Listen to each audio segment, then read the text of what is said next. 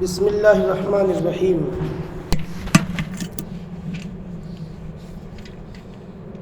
باب نمبر 23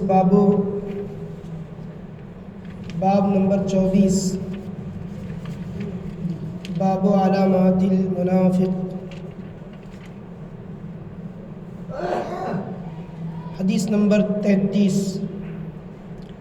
حدثنا سلیمان ابو الربیع حدثنا اسماعیل بن جعفر قال حدثنا نافع بن مالک بن ابی عامر ابو سہیل عن ابیہ عن ابی ہریرہ رضی اللہ تعالی عنہ عن النبی صلی اللہ علیہ وسلم قال آیۃ المنافق ثلاث اذا حدث كذب واذا وعد اخلف واذا اؤتمن خان۔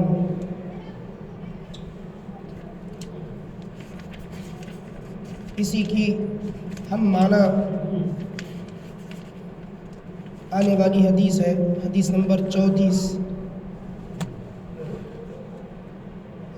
عن عبداللہ بن عمرو ان النبی صلی اللہ علیہ وسلم قال اربع من کن فیہ کان منافقا خالصا ومن كانت فيه خصلة من النفاق حتى يدعها إذا اؤتمن خان وإذا حدث كذب وإذا عاهد غدر وإذا خاصم فجر۔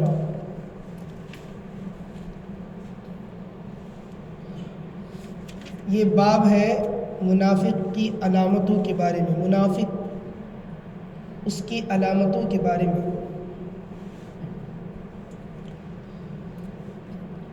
نفاق دل کی کیفیت کا نام ہے، جیسے ایمان دل میں ہوتا ہے،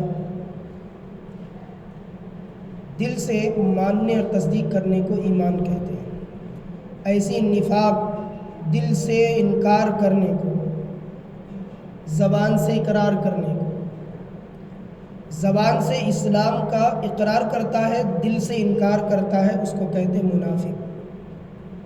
زبان پہ کلمے ہی کلمے ہیں لیکن دل میں کچھ بھی نہیں۔ زبان پر تعریف ہے مصطفیٰ کی، دل میں تحقیر ہے معاذ اللہ، بے ادبی ہے۔ زبان پہ اللہ کو سچا کہتا ہے، دل میں اللہ کو کہتا ہے، جھوٹ بول سکتا ہے۔ تو یہ مثالیں ہیں منافقت کی۔ تو منافق کی علامتوں میں سے چند علامتیں امام بخاری نے یہاں حدیث پاک لا کر ذکر فرمائی۔ حضرت ابو ہریرہ رضی اللہ تعالی عنہ اس حدیث کے راوی ہے، وہ حضور سے روایت کرتے ہیں۔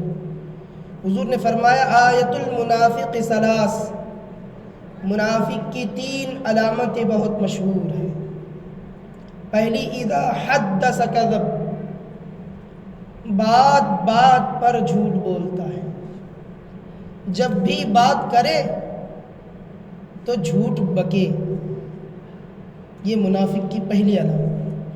اذا حدث کذب، جب بھی بات کرتا ہے تو بات پر جھوٹ بولتا ہے، تو بات پر جھوٹ بولنا منافق کی علامت۔ دوسری اذا وعد اخلف، جب بھی وعدہ کرتا ہے وعدہ خلافی کرتا ہے، وعدہ توڑ دیتا ہے، یہ دوسری علامت۔ تیسری علامت وَإِذَا اؤْتُمِنَ خَانَ، جب اس کے پاس کوئی چیز امانت رکھی جائے تو وہ امانت میں خیانت کرتا ہے۔ یہ 3 علامتیں منافق کی ہیں۔ تو حضور نے یہ بیان فرما کر واضح فرمایا، اپنی امت کو تنبیہ فرمایا کہ یہ گندی عادات ہے اور یہ قبیح خصائل ہے، خصائل رذیلہ ہے، اس سے دور رہو۔ اصل میں حضور حکیم ہے امت کے، حضور علاج فرما رہے ہیں امت کا، اور ہر اچھے حکیم اور ڈاکٹر کی نشانی یہ ہے کہ وہ دوا تو دیتا ہے لیکن پرہیز بھی کرواتا ہے۔ بیماری اس وقت اچھی ہوگی جب دوا استعمال کرو گے ساتھ پرہیز بھی کرو گے، مصطفیٰ کریم نے دوا بتائی کہ نماز پڑھو، یہ دوا ہے، تمہارے روح کی غذا ہے، لیکن بیماری دور کب ہوگی؟ جب پرہیز کرو گے۔ تو پرہیز کس سے کرنا ہے؟ تو حضور نے وہ تمام اشیاء گنائی جس سے پرہیز کرنا ہے۔ پرہیز کس سے کرنا ہے؟ تو فرمایا منافق میں ہوتی ہے یہ 3 علامت، اس سے بھی پرہیز کرو۔ ہر وہ چیز جو برائی، جو خصلت بروں میں ہو وہ چھوڑ دو، جو بروں میں خصلتیں بری ہو، وہ بری عادتیں چھوڑ دو، اس سے دور رہو، تو پھر تمہیں ایمان کا کمال حاصل ہوگا، تو تمہیں لذت آشنائی حاصل ہوگی، تو تمہیں لذت ایمانی محسوس ہوگی۔ تو حضور نے فرمایا 3 عادتیں ہیں بری، اس کو چھوڑ دو۔ جھوٹ بری عادت، جھوٹ بولنا بری عادت۔ قرآن نے فرمایا لعنت اللہ علی الکاذبین، جھوٹ بولنے والوں پہ اللہ کی لعنت ہوتی ہے، جھوٹ بولنے والوں پہ اللہ کی لعنت ہوتی ہے۔ لعنت کا مطلب کیا ہوتا ہے؟ علامہ جلال الدین سیوطی اپنی کتاب تفسیر جلالین میں فرماتے ہیں لعنت کا مطلب رحمت سے دور کرنا۔ اللہ جب لعنت بھیجتا ہے اس کا مطلب تمہیں اپنی رحمت کے قریب نہیں بھٹکنے دیتا۔ جب اسی کی رحمت سے دور ہو جائیں گے تو پھر جائیں گے کہاں؟ آپ بتائیں۔ جب اس رب کریم اور رحیم کی ہی رحمت سے دور ہو جائیں گے تو پھر پناہ کہاں ملے گی؟ کہیں پناہ نہیں ملنے والی، کوئی ملجا نہیں، کوئی ماوا نہیں، کوئی حرز نہیں، بس اسی کی بارگاہ تو ہے جو ہمیں پناہ دیے ہوئے ہے۔ ہم رات و دن نماز غیر نماز میں ہو اللہ ہی کی تو پناہ مانگتے ہیں، اسی کی بارگاہ کی، اسی کی رحمت کی پناہ تو مانگتے ہیں۔ اگر وہ رحمت کی پناہ بھی ہم سے چھوٹ جائے گی تو پھر کون ہے ہمیں بچانے والا؟ اللہ فرماتا ہے جو جھوٹ بولتا ہے اس کو رحمت سے دور کر دیا جاتا ہے، لعنت ہوتی ہے۔ تو سب سے بڑی منحوس چیز ہے جھوٹ۔ صوفیہ فرماتے ہیں کہ تمام برائیوں کی اگر کوئی جڑ ہے تو وہ ہے جھوٹ۔ زنا کی جڑ جھوٹ، چوری کی جڑ جھوٹ، چوری اس کے علاوہ جو دیگر ڈاکہ زنی اس کی جڑ جھوٹ۔ جتنی برائیاں ہیں ان تمام برائیوں کی جو جڑ ہے وہ ہے جھوٹ۔ جھوٹ مت بولو۔ حضور نے فرمایا یہ منافق کی عادت ہے، اس لیے مومن اس سے دور رہے۔ یہ منافق کی عادت، وہ جھوٹا ہوتا ہے، اس لیے وہ بچے، مومن بچے اس سے، جھوٹ سے۔ لقمان حکیم سے کسی نے پوچھا، وہ بہت بڑے حکیم تھے، بڑا، یہاں تک کہ جڑی بوٹیاں بات کرتی تھی، درخت بات کرتے تھے، کسی درخت کے قریب پہنچتے تو ان سے درخت جو ہے اپنی زبان میں، اپنی بولی میں بولتے، اور درخت سے ہم کلام ہوتے، اور جڑی بوٹیاں بات کرتی کہ اے لقمان ہم اس کام میں آتے ہیں۔ اور بڑی شہرت پائی حضرت لقمان حکیم نے اپنی حکمت بھری باتوں سے، بڑی بہترین باتیں فرماتے تھے۔ خود اپنے بیٹے کو نصیحت کی تھی، اس نصیحت کو قرآن نے ذکر فرمایا سورہ لقمان میں۔ اتنی پیاری نصیحتیں کرتا تھا وہ لقمان حکیم، اللہ کا ولی، کہ اللہ تبارک و تعالیٰ نے اپنے قرآن میں اس کی حکمت کو جگہ عطا فرمائی۔ تو ان سے کسی نے پوچھا کیا وجہ ہے تمہاری شہرت کی، تمہاری عظمت کی، تمہاری شان و شوکت کی؟ تو انہوں نے کیا فرمایا؟ 3 وجہ ہے۔ صدق الحدیث، جھوٹ نہیں بولتا، یہ خوبی مجھ میں ہے۔ صدق الحدیث، جھوٹ نہیں بولتا، سچ بولتا ہوں۔ اداء الامانہ، جس سے لیتا ہوں امانت واپس کرتا ہوں ویسے ہی جیسے لیا تھا، امانت میں خیانت نہیں کرتا۔ اور تیسری ترک ما لا یعنینی، اور ان تمام باتوں کو چھوڑ دیتا ہوں جو بے مطلب کی ہے، جس میں کوئی فائدہ نہیں۔ تو بے مطلب کی باتیں انجام نہیں دیتا، فالتو کے کام نہیں کرتا، جس میں کوئی فائدہ میرا دنیاوی دینی کوئی فائدہ نہیں، ایسے کام نہیں کرتا، اس کو چھوڑ دیتا ہوں، اس کی طرف توجہ ہی نہیں کرتا۔ امانت جس کی ہے برابر واپس کرتا ہوں، اور صدق الحدیث، جب بھی بولتا ہوں تو سچ بولتا ہوں۔ یہ 3 چیزوں نے مجھے اتنی شان شوکت عطا فرمائی ہے، یعنی اللہ تعالیٰ نے اس کے ذریعے، اس کے واسطے سے مجھے وہ دیا۔ اتنا بڑا حکیم رسول کریم صلی اللہ تعالیٰ علیہ وسلم علامہ سمرقندی اپنی کتاب تنبیہ الغافلین میں یہ حدیث نقل کرتے ہیں کہ حضور کریم صلی اللہ علیہ وسلم ہر دن صبح کی نماز کے بعد اپنا چہرہ انور ہماری طرف فرماتے اور ہم سے پوچھتے کہ اے صحابیوں بتاؤ تم نے کوئی خواب دیکھا ہے؟ حضور ہم سے پوچھتے، صحابہ سے پوچھتے کہ تم نے کوئی خواب دیکھا بتاؤ. تو صحابہ کرام عرض کرتے حضور ہم نے یہ خواب دیکھا ہے، وہ خواب دیکھا ہے. تو حضور جس صحابی کا خواب سنتے اس خواب کی تعبیر بھی ساتھ ہی میں بیان فرما دیتے. تو حضور کریم صلی اللہ علیہ وسلم نے ایک صبح کو فجر کی نماز کے بعد ہم سے مخاطب ہو کر فرمایا صحابیوں تم میں بتاؤ کوئی خواب دیکھا ہے؟ تو سب صحابہ نے یہی عرض کیا حضور ہم نے کوئی آج خواب نہیں دیکھا. ایسا لائق خواب کہ آپ کی بارگاہ میں بیان کیا جائے ایسا کوئی خواب دیکھا نہیں ہے. ویسے تو خواب پھر بہت سارے آتے ہیں، ایسا خواب کہ آپ کی بارگاہ میں پیش کیا جائے بیان کیا جائے ایسا خواب آج نہیں دیکھا. تو حضور کریم صلی اللہ علیہ وسلم نے فرمایا میں نے آج خواب دیکھا، لو میں بتاتا ہوں. حضور نے فرمایا دو آدمی آئے مجھے اٹھا کر مجھے اپنے ساتھ لے گئے. تو اب وہ سیر کی آسمانوں کی، تو ایک جگہ لے گئے. اب بڑی لمبی حدیث پیش کی انہوں نے، میں صرف مختصر بیان کر رہا ہوں. مجھے لے گئے آسمانوں کی سیر کرائی. ایک جگہ لے گئے کہ وہاں پر گدی کے بل ایک آدمی کو لٹایا گیا تھا الٹا. ایک آدمی کو گدی کے بل لٹایا گیا تھا. اب وہ گدی کے بل لٹکایا گیا تھا اور اس کے ایک رخسار پر ایک فرشتہ مارتا جو ان کے ہتھوڑے ہوتے فرشتوں کے ہتھوڑے، ایک رخسار پر ایک ہتھوڑا مارتا تو آدھا رخسار ختم ہو جاتا، بگڑ جاتا، اس سے خون نکلتا، بدنما نظر آتا.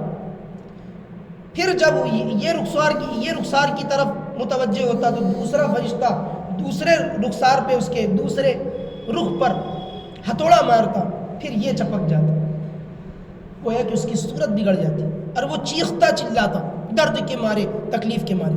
اب یہ ہتھوڑے بھی یہ انسانوں کے ہتھوڑے کی جیسے نہیں ہیں. بزرگوں نے فرمایا کہ جہنم کے جو فرشتے ہیں عذاب دینے پر مامور ہیں ان کے ہتھوڑے ایسے نہیں ہیں. کیسے ہیں؟ ایسے نہیں ہے. تو فرمایا ایک ہتھوڑا پہاڑ پہ مار دے تو پہاڑ پورا زمین دوز ہو جائے، مستوی ہو جائے. اگر پہاڑ پر صرف ایک ہی ہتھوڑا مارے، جہنم کے فرشتوں کے جو جہنمی ہتھوڑے ہیں، ایک بڑا اونچا پہاڑ ہو اور اس پر ایک ہی پڑ جائے تو پہاڑ مستوی ہو جائے، زمین کے برابر، زمین کے لیول میں ہو جائے. اب بتاؤ ایسے ہتھوڑوں سے وہ ایک رخسار پہ مار رہے ہیں تو تکلیف کا عالم کیا ہوگا. یہ کوئی کہانی نہیں، حقیقت میں ہونے والا ہے. قیامت قائم ہوگی، حساب و کتاب ہوگا، جہنمی جہنم میں جائیں گے، پھر ان کے ساتھ یہ سلوک ہوگا. تو اب حضور کریم صلی اللہ علیہ وسلم نے پوری حدیث سنائی. بعد میں انہوں نے ان دو لوگوں سے پوچھا، حضور نے پوچھا کہ یہ کون ہے کہ اس کی حالت یہ ہے. تو ان فرشتوں نے بتایا نہیں. عرض کیا حضور اور آگے چلیے، ابھی تو اور بھی دیکھنا باقی ہے، ابھی تو اور بھی دیکھنا باقی ہے. تو ایسی پوری لمبی حدیث، بہت طویل حدیث بیان فرمائی. آخر میں پھر حضور نے جو پوچھا کہ میں نے آپ لوگوں سے پوچھا تھا کہ وہ ہتھوڑے والوں کا کیا حال ہے، وہ کون ہے، کیوں اسے مار رہے تھے. تو فرشتے عرض کرتے حضور آپ کی امت کے وہ لوگ جو جھوٹ بولیں گے، وہی ہے کہ ان کو ہتھوڑوں سے مارا جا رہا تھا. جھوٹ پھیلاتے تھے، جھوٹے، بہت بڑے جھوٹے. حدیث میں ہے ان الصدق یہدی الی الصلح او کما قال رسول اللہ. جو صدق ہے، جو سچائی ہے، وہ تمہیں نیکی کی طرف لے جاتی ہے اور نیکی تمہیں جنت کی طرف لے جاتی ہے. اور فرمایا ان الکذب یہدی الی الفجور والفجور یہدی الی النار. کذب اور جھوٹ تمہیں گناہ کی طرف لے جاتا اور گناہ تمہیں جہنم کی طرف لے جاتا. تو جھوٹ بڑی خطرناک شے ہے جھوٹ، اس سے بچنا ضروری ہے۔ آج ہمارا حال تو اللہ ماشاء اللہ ہے، معاذ اللہ، اللہ ہمیں سچی توبہ کی توفیق عطا فرمائے۔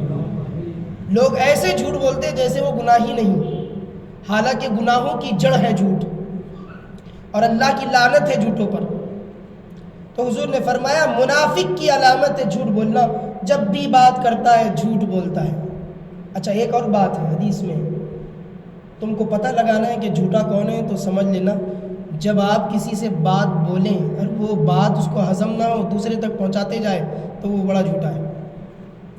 کسی کے جھوٹے ہونے کو اگر معلوم کرنا ہے تو سمجھ لو، کسی کو آپ بات بولا اس کے پیٹ میں وہ چوہے کی طرح کودے اور اس کو ہضم ہی نہ، اور جب تک وہ بکے نہ، دوسرے کے پاس بولے نہ، اس کو چین و سکون نہ آئے تو سمجھو وہ جھوٹا ہے۔ یعنی جھوٹے کے پاس بات پچتی نہیں ہے اس کے پیٹ میں، جب تک دو لوگوں کے پاس بات رہے تو محفوظ رہتی ہے۔ اچھا دوسری بات کیا ہے؟ یہ تو جھوٹ کی بات ہے۔ دوسری بات اذا وعد اخلف، جب وعدہ کرتا ہے منافق تو وعدہ خلافی کرتا، پورا نہیں کرتا۔ حضور غوث پاک رضی اللہ تعالیٰ عنہ فرماتے ہیں ایک شخص میرے پاس آیا اور کچھ تعلیم مجھے بتائی، تعلیم دی، اور وعدہ کیا کہ میں آؤں گا تم یہیں بیٹھے رہنا۔ تو میں نے بھی اس سے وعدہ کیا کہ ٹھیک ہے تم چلے جاؤ، میں یہیں بیٹھے رہوں گا۔ تو سرکار غوث پاک فرماتے ہیں 1 سال کے بعد آیا، میں 1 سال تک وہی بیٹھا رہا۔ یہ بھی کوئی امانت داری ہے؟ یہ وفائے وعدہ ہے، ایفائے وعد ہے۔ بزرگوں نے تو ایسی ایسی چیزیں انجام دی، اتنا اعلیٰ درجے کا تقوی انجام دیا۔ ہمیں تو کوئی ایسا نہیں کہتا، اور ہم نہ ایسا وعدہ کرتے ہیں، لیکن وعدہ کرتے ہیں تو پورا کریں، اور اگر وعدہ پورا نہ کرنا ہو تو وعدہ نہ کریں، یہ کہیں کہ انشاءاللہ کریں گے۔ جب انشاءاللہ کہہ دو گے تو وعدہ نہیں ہوگا، انشاءاللہ کے ساتھ وعدہ نہیں ہوتا، اب بغیر انشاءاللہ کے کہہ دو گے تو وعدہ ہو جائے۔ میں تمہارے یہاں کل آ کر رہوں گا، یہ ہے وعدہ۔ اب چاہے وعدے کا لفظ بولو یا مت بولو، میں تمہیں پیسہ کل دے کر رہوں گا، یہ ہے وعدہ۔ اس کو پورا کرنا ضروری واجب ہے، نہیں کریں گے تو گناہ گار ہوں گے۔ تو وعدہ خلافی کرنا یہ بھی حرام ہے، جھوٹ بولنا یہ بھی حرام ہے۔ تیسری بری عادت ہے اذا اؤتمن خان، جب منافق کے پاس کوئی امانت رکھی جائے تو خیانت کرتا۔ خیانت کرنا مسلمان کی شان نہیں ہے۔ یہاں تو معاملہ یہ عجیب ہے، لوگ امانت رکھ جاتے ہیں، ہم کھا پی لیتے ہیں۔ ایک بھائی بتا رہے تھے کہیں گاؤں کی مسجد کا واقعہ کہ وہ پورا مال ہڑپ کر گئے مسجد کا، کوئی صاحب، وہ نام لینا مناسب نہیں۔ ایسے بھی لوگ ہیں جو اللہ کے گھر کا بھی نہیں چھوڑتے، اور کئی لوگ تو وہ ہیں جو امانت کے ساتھ میں مسجدوں کے جو جگہوں پر رہتے ہیں۔ کئی لوگوں کو دیکھا گیا کہ مسجدوں کی جگہ پہ رہتے ہیں، جب وقت آتا ہے خالی کروانے کا تو بولتے ہیں یہ ہماری جگہ ہے۔ ارے وہ امانت ہے، تمہیں تو انسان کی امانت کو امانت رکھنا چاہیے، تم تو رب العالمین کی امانت میں خیانت کرتے ہو، پھر کہاں بھگتو گے؟ تم یہاں بھی بھگتو گے، تم وہاں بھی بھگتو گے۔ کما تدین تدان، جیسا کرو گے ویسا بھرو گے۔ لوگ تو اللہ کے گھر کی امانتیں نہیں چھوڑتے۔ اللہ کے گھر میں کسی نے وقف کی جگہ، اس میں ہم کرائے سے رہتے ہیں، اس کا کرایہ بھی امانت کے ساتھ نہیں دیتے۔ اچھا دے دے ٹھیک ہے، اچھی بات ہے، وہ ایک بات ہوتی ہے مجبوری کہ آج نہیں تو کل دیں گے، کل نہیں تو پرسوں دیں گے، ٹھیک ہے وہ مجبوری ہے، وہ معاف ہوتی ہے۔ لیکن یہ کہ یہ ہمارے پاس ہے ہی نہیں، ہم دے ہی نہیں سکتے، ہم دیں گے ہی نہیں، یا ہڑپ کر جانا یہ تو ہماری جگہ ہے، خالی ہی نہیں کرنا، یہ بھی امانت میں بہت بڑی خیانت ہے، اور یہ بہت کثرت سے ہے۔ لوگ لوگوں کی بات دور کی ہے، مسجدوں کا کھا جاتے ہیں اللہ کی۔ ہاں ایک بات اور ہے کہ کوئی ایگریمنٹ ہو، کوئی صلح ہو انتظامیہ سے، پیسہ دے کر خرید لی جائے، یا یہ کہا جائے کہ کرایہ دیتے رہو رہ لو، وہ الگ بات ہے۔ لیکن اگر وہ خالی کروانا چاہے پھر بھی خالی نہ کرے تو اللہ کی پناہ، یہ تو خیانت ہے۔ دیکھو اللہ کے رسول صلی اللہ علیہ وسلم نے حضرت علی کو جان پہ کھیل کر امانت واپس کرنے کا حکم فرمایا۔ سرکار علی پاک نے اپنی جان پر بھی آ گئی، برداشت فرمایا، صبر فرمایا۔ معلوم تھا کہ کبھی بھی کفار حملہ آور ہو سکتے ہیں، لیکن حضور نے فرمایا علی جب تک امانت دے نہیں دینا واپس نہیں آنا۔ تو مولائے کائنات نے امانت دی، پھر گئے، بغیر امانت دی واپس نہیں گئے، اپنی جان پہ کھیل گئے۔ تو امانت بہت اہم چیز ہے۔ یہ بری عادت ہے جھوٹ بولنا، وعدہ خلافی کرنا، امانت میں خیانت کرنا۔